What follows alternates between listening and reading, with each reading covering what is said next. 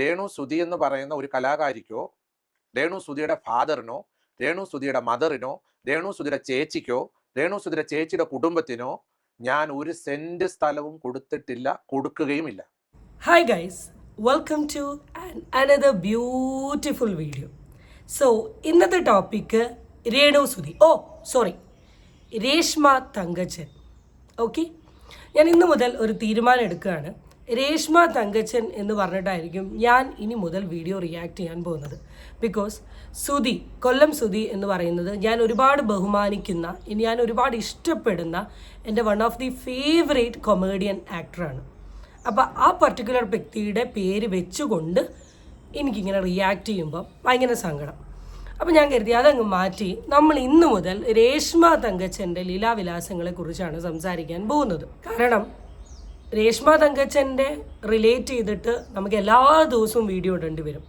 കാരണം അമ്മാതിരി പ്രശ്നങ്ങൾ ഇങ്ങനെ ഓരോ ദിവസവും ഇങ്ങനെ ഉണ്ടാക്കിക്കൊണ്ടിരിക്കുകയാണ്. അപ്പം ഡെയിലി രേണു സുധി എന്ന് പറയുമ്പോൾ ഡയറക്റ്റ്ലി ഓർ ഇൻഡയറക്റ്റ്ലി എൻ്റെ ഫേവറേറ്റ് കൊല്ലം സുധി ചേട്ടനെ ഡിസ്റെസ്പെക്റ്റ് ചെയ്യുന്നുണ്ടോ എന്നൊക്കെ ഒരു തോട്ടൊക്കെ എവിടേക്കൊക്കെയോ എനിക്ക് വന്നു. ഏതോ ഒരു പോയിന്റിൽ നമ്മൾ പറയില്ല ടീ എന്ന് കൊണ്ട് കയറിയെന്ന്, അങ്ങനെ ഞാൻ കയറി. സോ നമുക്ക് രേഷ്മ തങ്കച്ചൻ്റെ ആണ് നമ്മളുടെ ഇന്നത്തെ വിഷയം.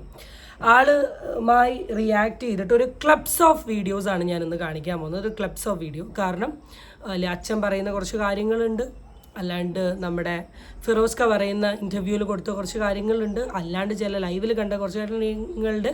രേണു സുധി പല ഏരിയകളിൽ നടന്ന് കമന്ന് വളഞ്ഞുകൊണ്ട് ചെയ്തിട്ടുള്ള ചില നെഗറ്റീവ് പോയിന്റ് ഇട്ട് കൊടുത്ത സാധനങ്ങളെല്ലാം ചേർത്ത് വെച്ചിട്ടുള്ള ഒരു അവ്യൽ പരിവം വീഡിയോയിലോട്ട് എല്ലാവർക്കും സ്വാഗതം.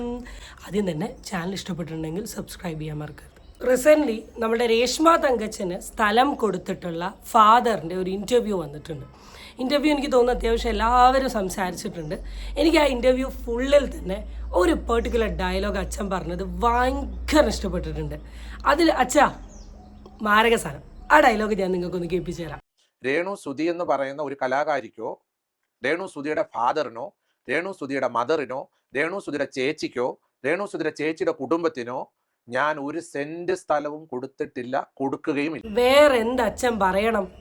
രേഷ്മ തങ്കച്ചന് ഇതിലും വലിയൊരു കൊട്ട് വേറെ കിട്ടാനില്ല. കാരണം ആ വീട്ടിലിപ്പോൾ നിൽക്കുന്നത് ആരൊക്കെയാ? അമ്മ, അച്ഛൻ, സഹോദരി കുട്ടികൾ. അത് തന്നെയാണ് വളരെ വ്യക്തമായിട്ട് പറഞ്ഞിട്ടുള്ളത്. രേഷ്മയുടെ അച്ഛനോ അല്ലെങ്കിൽ അമ്മയ്ക്കോ അല്ലെങ്കിൽ സഹോദരങ്ങൾക്കോ അവരുടെ കുട്ടികൾക്കോ നിൽക്കാനല്ല ഞാൻ ആ വീട് കൊടുത്തിട്ടുള്ളത്, അല്ലെങ്കിൽ ആ സ്ഥലം കൊടുത്തിട്ടുള്ളത്. ആ സ്ഥലം കൊടുത്ത് അവിടെ വീടുണ്ടാക്കിയത് കൊല്ലം സുധിയുടെ 2 മക്കൾക്ക് താമസിക്കാൻ വേണ്ടിയിട്ടാണ് എന്നുള്ളത് പറഞ്ഞു. ഇതിലും വലിയ കുട്ട എവിടെ കിട്ടാനാ? കുറച്ചെങ്കിലും ഉളുപ്പുണ്ടെങ്കിൽ മാറി നിൽക്ക്. അവർക്ക് അദ്ദേഹത്തിന് മാനനഷ്ടമാണ്, ബിസിനസ് ഉണ്ടാക്കുന്ന നഷ്ടമാണത്.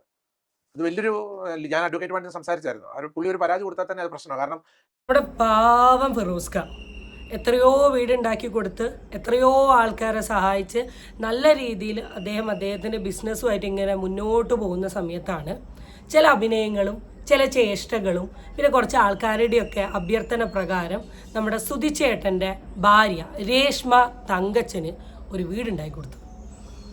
ഇത്രയും കാലം പുള്ളിയുടെ വീട്ടിൽ താമസിച്ച ഒരാൾക്കും ഒരു തരത്തിലുള്ള പരാതിയോ പരിഭവമോ ഒന്നും ഉണ്ടായിരുന്നില്ല. പക്ഷേ രേഷ്മ ചേച്ചിക്ക് ഫുള്ള് പരിഭവമാണ്, ചോർച്ചയാണ്, വെള്ളം വീഴുന്നുണ്ട്, ഇതാന്ന് പറയുന്നത്. ശരിക്കും പറഞ്ഞാൽ രേഷ്മേനെ വിശ്വസിക്കുന്ന ഒരുപാട് അന്ധ ഫാൻസ് ഉണ്ട്.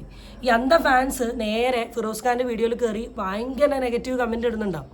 ഇപ്പം ഈ രേഷ്മ തങ്കച്ചനെയും ഈ ഫിറോസിനെയും എന്താ എന്ന് പോലും അറിയാത്ത ജനങ്ങൾ ഈ പർട്ടിക്കുലർ വ്യക്തിനെ ഈ വീടുമായി റിലേറ്റ് ചെയ്തിട്ടോ അല്ലെങ്കിൽ കോൺട്രാക്ട് വർക്കിനോ വിളിക്കുമ്പോൾ ഈ നെഗറ്റീവ് പബ്ലിസിറ്റി കാണുന്ന സമയത്ത് കുറേ ആൾക്കാർ വർക്ക് വേണ്ടാന്ന് വെക്കും.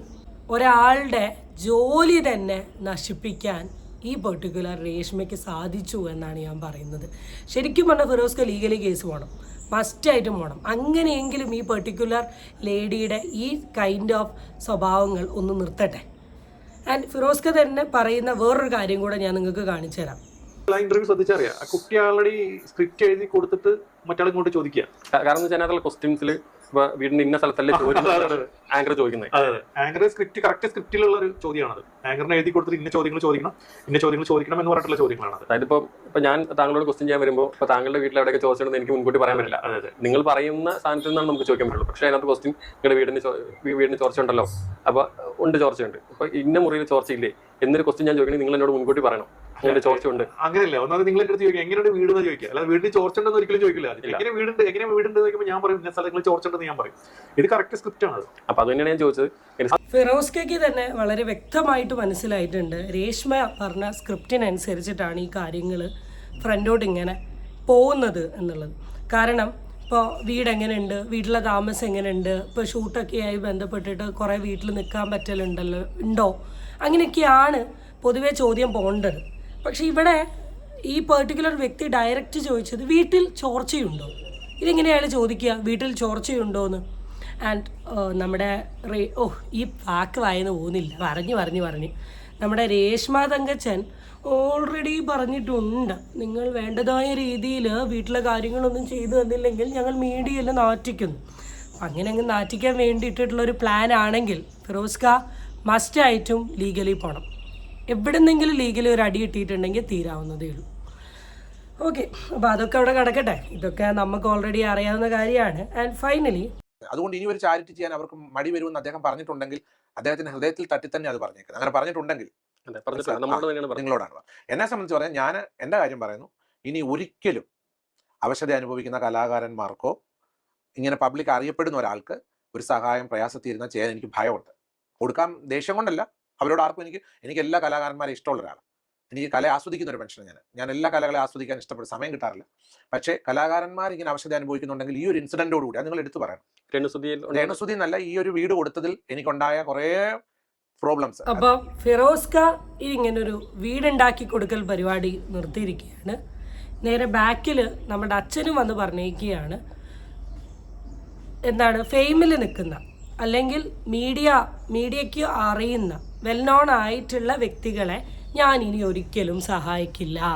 എൻ്റെ പൊന്നു മക്കളെ, എനിക്ക് മതിയായി. അനുഭവിക്കാൻ പറ്റുന്നതിൻ്റെ മാക്സിമം ഈ ഒരു പ്രവൃത്തി ഞാൻ ചെയ്തതുകൊണ്ട് എനിക്ക് അനുഭവിച്ചു വന്നു. അപ്പോൾ mister Reshma Thankachan or mister Reshma Thankachan fans or Reshma തങ്കച്ചൻസ് ഫാമിലി മെമ്പേഴ്സ് ലൈക്ക് ഫാദർ അല്ലെങ്കിൽ ആൾക്കാർ പെങ്ങൾ എല്ലാവരോടും എനിക്ക് ഒരു കാര്യം പറയാനുള്ളൂ. ഞങ്ങൾ ഈ വീഡിയോ ചെയ്യുന്ന ആൾക്കാരെ നിങ്ങൾ ഒരുപാട് കുറ്റം പറയുന്നുണ്ട്. ഞങ്ങൾ അങ്ങനെ ചെയ്തു, ഞങ്ങൾ ഇങ്ങനെ ചെയ്തു, മറ്റേതാ ചെയ്തു എന്ന്. അതെന്തുകൊണ്ടാണെന്ന് ഞാൻ എൻ്റെ വീഡിയോയിൽ ഒരുപാട് വിശദീകരിച്ചിട്ടുണ്ട്. അത് മനസ്സിലാക്കാൻ പറ്റാത്ത നിങ്ങളുടെ അടുത്ത് വീണ്ടും ഇത് പറയാൻ ഞാൻ ആഗ്രഹപ്പെടുന്നില്ല.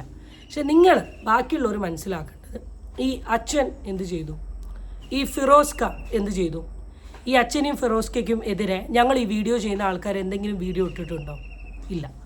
പക്ഷേ ഈ പെർട്ടിക്കുലർ ലേഡിയുടെ കയ്യിൽ നിന്ന്, രേഷ്മ തങ്കച്ചൻ എന്ന് പറയുന്ന ലേഡിയുടെ കയ്യിൽ നിന്ന് അവർ കാരണമുണ്ടായ പ്രശ്നം കാരണം 2 നല്ല മനുഷ്യർ ഈ സേവനങ്ങൾ നിർത്തി എന്ന് പറയുമ്പം നിങ്ങൾക്ക് കുഴപ്പമൊന്നുമില്ല.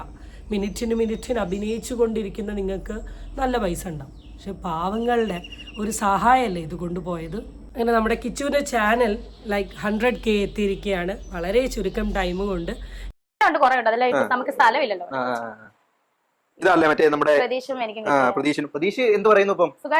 വിളിച്ചായിരുന്നു. കണ്ടോ, ടേബിളിലെ നേരെ കയറി വരുന്ന ഹാളിലെ ടേബിളിന്റെ ഫ്രണ്ടിൽ വെച്ചിരിക്കുന്ന ട്രോഫിയിൽ ഒരു ട്രോഫി പ്രതീഷിനും രേഷ്മ തങ്കച്ചനും കിട്ടിയ ട്രോഫിയാണ്. ഓക്കെ, എന്താ പറയേണ്ടതിനും, എന്താ സംസാരിക്കേണ്ടത്, എന്താ ഇതുമായി ബന്ധപ്പെട്ട് ഞാൻ റിയാക്ട് ചെയ്യേണ്ടത്? ഓൾറെഡി ഈ ടോപ്പിക്ക് ഞാൻ ഡിസ്കസ് ചെയ്ത. സ്വന്തം ഭർത്താവിൻ്റെ ട്രോഫിക്ക് അവിടെ വെക്കാൻ പറ്റില്ല, കൂടെ നടക്കുന്ന പ്രതീഷിൻ്റെ ട്രോഫിയാണ് വെക്കുന്നത്.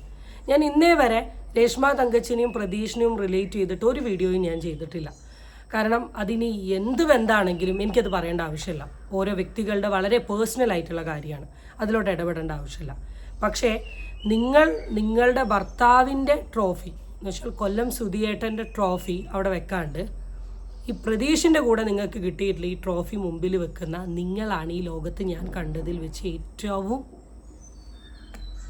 ഇനി കുറച്ച് ചെതലരിച്ച ചില സ്ഥലത്ത് കുത്തി തിങ്ങി നിൽക്കുന്ന ചില അലമാരി രൂപങ്ങളും കൂടെ ഞാൻ നിങ്ങൾക്കൊന്ന് കാണിച്ചു തരാം. ഞാൻ ഇതെല്ലാം താഴെ പോകും. നോക്കട്ടെ ഇല്ല, എടാ, ഇരിക്ക്. എടുത്തു തരാം ഞാൻ. അല്ലാതെ കട്ട് ചെയ്തോ? അല്ല എടുത്തോ, അല്ല ഞാൻ റിയാലിറ്റി കളയല്ലേ, എടാ, അഭിനയിക്കല്ലേ. അങ്ങനെയല്ല, ഞാൻ പറഞ്ഞോട്ടെ, അത് ഇതിന്റെ അടിയിലങ്ങോട്ട് വെച്ചേക്കാം, തുറക്കുമ്പോ എല്ലാം കൂടെ താഴെ പോകും. അല്ല താഴത്തോട്ട് പോകുന്നതായിട്ട് റിയാലിറ്റി അതല്ല, തുറക്ക് നോക്കട്ടെ എങ്ങനെയാ താഴത്തോട്ട് എടാ, വേണ്ട, ശരിയാകത്തില്ല. അത് കണ്ടു തുണിയെല്ലാം ഇരിക്കും. അത് കണ്ടോ, ഒരു മയിൽപീലി മയിൽപ്പീലിയോ? മയിൽപീലി കാണുന്നുണ്ടോ നിങ്ങൾ? മയിൽപീലി. അമ്മേ, ഇതെല്ലാം തുണി. ഞാൻ പറഞ്ഞില്ല, ഞാനൊന്നും അടുക്കി വെച്ചിട്ടില്ല. സുധിച്ചേട്ടൻ ലാസ്റ്റ് കൊണ്ടുപോയ ബാഗ് ഇതാണല്ലേ ലാസ്റ്റ് കൊണ്ടുപോയ ബാഗ് അല്ലേ? ബാഗ് ആണ് മെയിൻ ആയിട്ട് അതിനകത്ത് വെച്ചേക്കുന്നത്. ബ്ലഡ് അതുപോലെ തന്നെ വെച്ചിട്ടുണ്ട്. ലാസ്റ്റ് പോയില്ലേ അതുകൊണ്ട് ഡ്രസ്സ് ചേട്ടൻ തലേന്നിട്ട ഡ്രസ്സ്. ഇതല്ല പെർഫ്യൂം ഉണ്ടാക്കി, ഇത് തലേന്ന് എന്റെ കൂടെ ഉറങ്ങി എഴുന്നേറ്റ് പോയില്ല. ഈ ഡ്രസ്സ് ഇതുവരെ ഈ കയ്യിൽ ഈ ഡ്രസ്സ് കഴുകിയിട്ടില്ല. അങ്ങനെ തന്നെ വെച്ചിരിക്കും അല്ലേ? കാരണം തലേന്ന് മുഴുവൻ എന്റെ കൂടെ ഇട്ടോണ്ട് നടന്ന ഡ്രസ്സാണിത്. കഴുകിയിട്ടില്ല. ഇതിൽ നിന്നായിരിക്കും ആ സ്പ്രേ? അല്ല, അങ്ങോട്ടും ഇട്ടോണ്ട് പോയില്ല ലാസ്റ്റ്. അതല്ല ലാസ്റ്റ് ഡ്രസ്സ്. ഇത് തലേന്ന് രാത്രി ഉറങ്ങിയിട്ട് ഞായറാഴ്ച വൈകിട്ട് ഉറങ്ങി, തിങ്കളാഴ്ച അല്ല ശനിയാഴ്ച വൈകിട്ട് ഉറങ്ങി, ഞായറാഴ്ച വെളുപ്പിന് ഇവിടുന്ന് പോയില്ലേ പ്രോഗ്രാം അവസാനം പോകുന്നത്. ഈ തലേന്നിട്ട ഡ്രസ്സ്. അപ്പോൾ അലമാരിയിൽ എന്തൊക്കെ ഉണ്ടെന്ന് നമ്മുടെ രേഷ്മ തങ്കച്ചന് പോലും അറിയില്ല. കാരണം ഈ ഇൻ്റർവ്യൂവറോട് പറഞ്ഞത് തുറന്നാൽ തന്നെ എന്ന് പറഞ്ഞ് വീഴും. ആ വീഴുന്നതിൻ്റെ അടിയിലായിട്ട് നമ്മളുടെ സുധിയേട്ടൻ്റെ ലാസ്റ്റ് ഓർമ്മകളുമായി ബന്ധപ്പെട്ട കുറേ സാധനങ്ങളൊക്കെ അതിൻ്റെ ഉള്ളിൽ ഇങ്ങനെ കുത്തിത്തിരികിയൊക്കെ വെച്ചിട്ടുണ്ട്. അത് പുറത്തെടുക്കുന്നു. അവിടെ കുറേ എന്തൊക്കെയൊക്കെയോ പറയുന്നു. അതിലുപരി കാണിക്കുന്ന ഒരു സാധനം ഞാൻ നിങ്ങൾക്ക് ഇപ്പോൾ കാണിച്ചത്. അങ്ങനെ എന്തോ CPM അനുഭാവ കുടുംബം അല്ലേ? പപ്പയൊക്കെ CPM. അങ്ങനെ ഇതിങ്ങനെ ഓർമ്മയിലെന്നും സൂക്ഷിച്ചു വെച്ചിരിക്കും അല്ലേ? പിന്നെ ഇത് ലാസ്റ്റ് കൊണ്ടുപോയ ഷർട്ടാണ്. ഒരു ഷർട്ട് ആള് കൊണ്ടുപോകും. ഇത് ടീം കൊടുത്ത ഷർട്ട്. ഇത് ബെൽറ്റ് ടീം എന്ന് പറയുമ്പോൾ ബിനീഷ് ബാസ്റ്റി കൊടുത്ത ഷർട്ടാണ്. എപ്പോ എവിടെ പോയാലും ഈ ഷർട്ട് ഞാൻ കണ്ടിട്ടുണ്ട്. ഈ ഷർട്ട് നമ്മുടെ സ്റ്റാർ മാജിക്കിൽ വന്നു കടന്ന് മണക്കുന്നു, കെട്ടിപ്പിടിക്കുന്നു. സംഭവം ഇന്റർവ്യൂവർ വന്ന് ചോദിച്ച സമയം ആ അലമാരീൻ്റെ അടിയിൽ നിന്ന് എടുത്ത് പുറത്ത് കൊണ്ടുവന്ന് കാണിച്ചത്. അതിനാണ് മണക്കുന്നതിനിടെ നോക്കുന്നു ക്യാമറക്കാരൻ, നീ ഇതൊപ്പുന്നില്ലേ എന്നുള്ള രീതിയിൽ. എന്ത് പ്രഹസന, സീരിയസ്ലി എന്ത് പ്രഹസന. എനിക്ക് തോന്നുന്നു ഈ വെയിൽ പഠിക്കുന്ന എന്തിനാന്ന് വെച്ചിട്ടുണ്ടെങ്കിൽ എടി മതി, ഈ സംസാരിച്ചിട്ട് ഒരു കാര്യമില്ല, എണീച്ച് പൊയ്ക്കോ എന്നുള്ളത് കൊണ്ട് ചെയ്യുന്നതാണോ അല്ല എന്നെ എണീപ്പിച്ച വിടാൻ ചെയ്യുന്നതാണോ എന്ന് എനിക്കറിയില്ല. ഐ ഡോണ്ട് അണ്ടർസ്റ്റാൻഡ് എങ്ങനെ ഒരു മനുഷ്യൻ ഇത്രത്തോളം ഫേക്ക് ആവാൻ പറ്റുന്നതെന്നാണ് ഞാൻ ചോദിക്കുന്നത്. ഇത്രത്തോളം ഫേക്ക് ആവാൻ, ഇത്രത്തോളം അഭിനയിക്കാൻ എങ്ങനെ പറ്റുന്നേ എനിക്കറിയില്ല. ഭയങ്കരനൊരു കഴിവാട്ടോ, ഭയങ്കരനൊരു കഴിവ് എന്ന് വെച്ചാൽ ഭയങ്കരനൊരു കഴിവാണ്. ഇതങ്ങനെ പ്രത്യേകിച്ച് ആർക്കും കിട്ടില്ല. സാരല്ല, നമ്മുടെ രേഷ്മ തങ്കച്ചൻ്റെ ഇനിയും കള്ളമുഖങ്ങളുമായിട്ട് അല്ലെങ്കിൽ ഇങ്ങനത്തെ ഓരോ കളികളുമായിട്ട് നമുക്ക് അടുത്ത വീഡിയോയിൽ കാണാം. So guys, stay tune for the next video. Bye. ഞാൻ നിർത്തി, ഞാൻ പോയി, എൻ്റെ പൊന്നോ പോയി.